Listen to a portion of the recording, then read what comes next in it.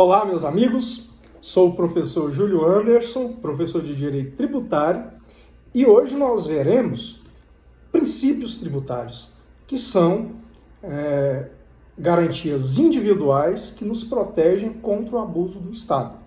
O princípio que a gente vai ver agora é o princípio da uniformidade geográfica.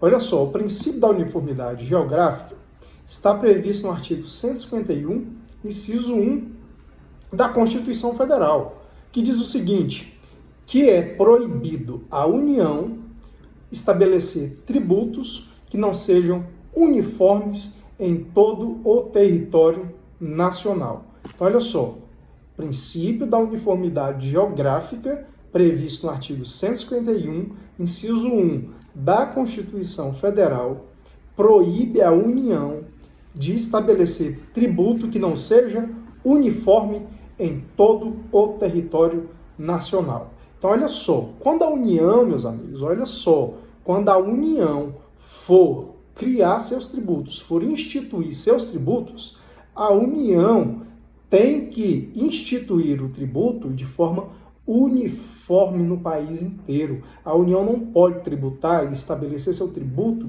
diferenciando estados ou municípios. Imaginem os senhores como ficaria o nosso sistema federativo se houvesse essa divisão, se houvesse essa diferenciação.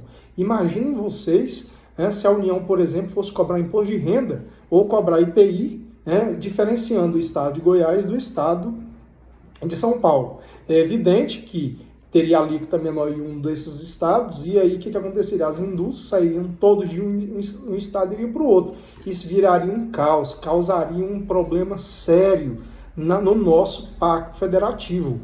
Então, é para garantir a uniformidade, a unidade do nosso sistema federativo, é que nós temos o princípio aqui da uniformidade geográfica, que determina que a União cobre os seus tributos de forma uniforme em todo o território nacional, não podendo diferenciá-los em razão de estados ou municípios. Então, quando a União for instituir seus tributos, a União será obrigada a observar o mesmo sujeito ativo, o mesmo fato gerador, a mesma base de cálculo, o mesmo sujeito passivo, a mesma alíquota, o mesmo lançamento para o país inteiro. Ela não pode diferenciar seus tributos, a cobrança dos seus tributos em razão de cidades ou de estados, porque isso, evidentemente, abalaria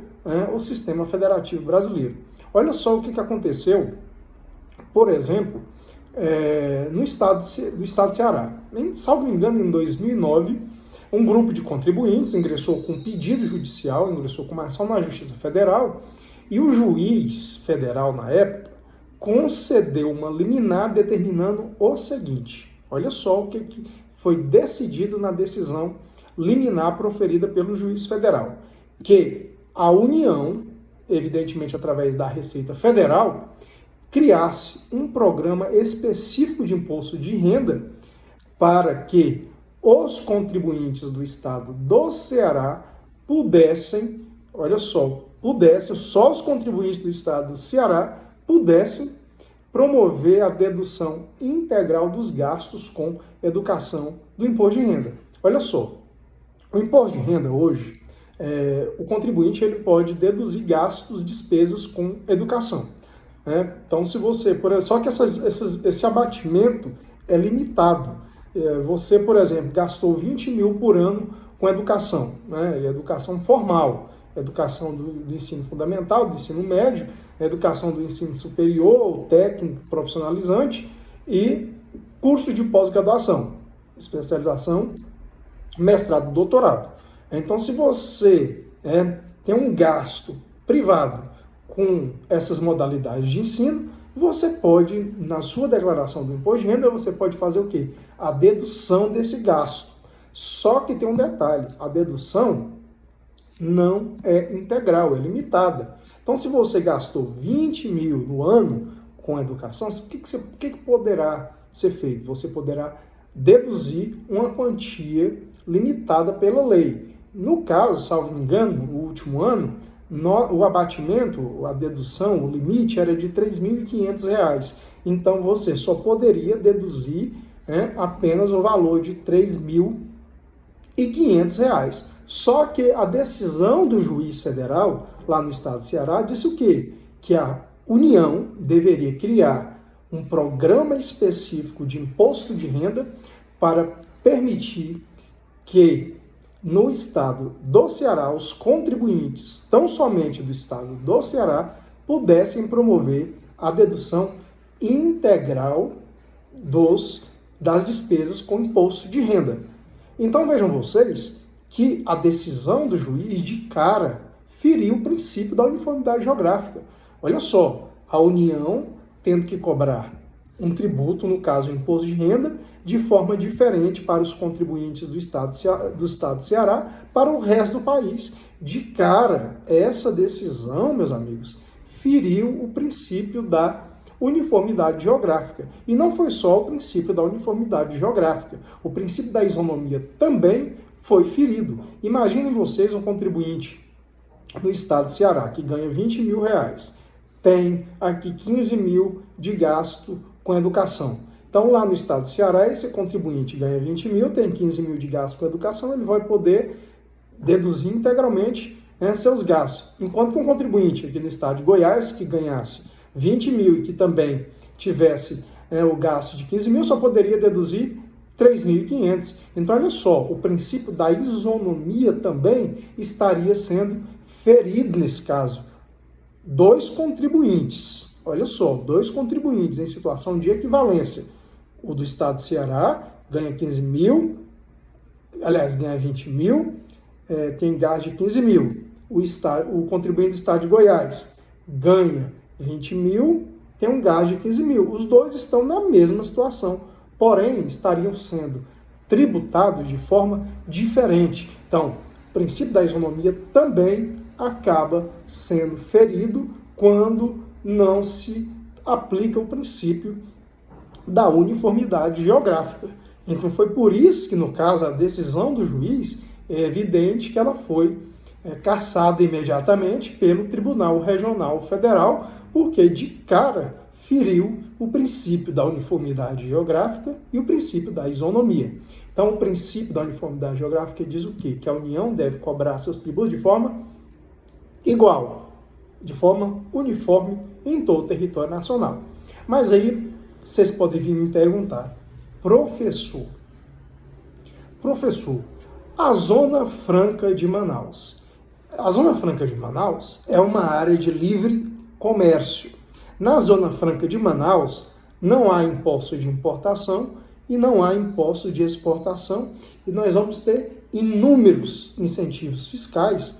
Vocês vão ver que o IPI é diferente na Zona Franca, o imposto de renda da pessoa jurídica é diferente, o PIS, a COFINS, são tributos cobrados de forma diferente na Zona Franca de Manaus, tá, do resto do país. Ah, professor, então quer dizer que a Zona Franca de Manaus está ferindo o princípio da uniformidade geográfica.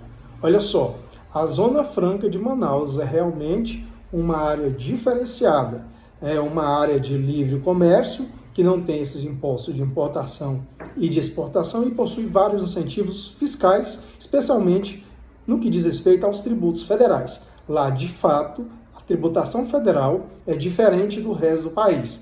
Só que, meus amigos, a Zona Franca de Manaus não fere o princípio da uniformidade geográfica, porque o próprio artigo 151, inciso 1 da Constituição Federal, permite que a União crie áreas de incentivos fiscais para promover o desenvolvimento socioeconômico entre as diferentes regiões do país. Então, olha só, o que a Zona Franca de Manaus é? É uma área de incentivo fiscal. Para quê? Para promover o desenvolvimento socioeconômico. Vejam vocês, a Constituição Federal Brasileira, ela é uma Constituição extremamente progressista, que busca o tempo todo promover o desenvolvimento econômico. Desenvolvimento econômico, que eu vou diferenciar de crescimento econômico. Desenvolvimento econômico é qualitativo. Desenvolvimento econômico é quando um país consegue distribuir renda entre sua população. Desenvolvimento econômico é quando um país consegue gerar uma educação de qualidade e acessível a todos. Desenvolvimento econômico é quando a população tem saneamento básico, tem segurança, tem meio ambiente equilibrado. Então, o conjunto desses fatores aqui é que define se um país é desenvolvido ou não. No nosso caso, nós somos um país subdesenvolvido, porque é evidente que nós temos uma concentração de renda muito alta, mais da metade da população brasileira não tem saneamento básico, o acesso à educação é muito difícil para a população, nós vamos ter uma camada minoritária da população que tem o acesso a uma super educação, que vão estudar em universidades americanas ou europeias, famosas e de renome internacional, depois eles voltam, super bombando seus currículos e não tem como as outras pessoas aqui no Brasil competirem com esses que tiveram essa super educação.